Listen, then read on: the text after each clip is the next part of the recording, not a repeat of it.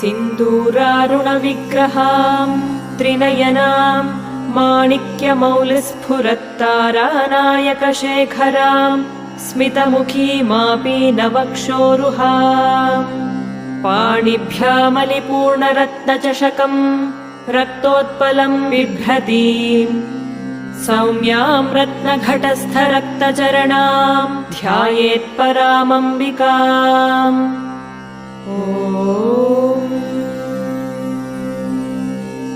श्रीमाता श्रीमहाराज्ञी श्रीमत्सिंहासनेश्वरी चिदग्निकुण्डसम्भूता देवकार्यसमुद्यता उद्यद्भानुसहस्राभा चतुर्बाहुसमन्विता रागस्वरूपपाषाढ्या क्रोधाकाराङ्कुशोज्ज्वला मनोरूपेक्षुकोदण्डा पञ्चतन्मात्रसायका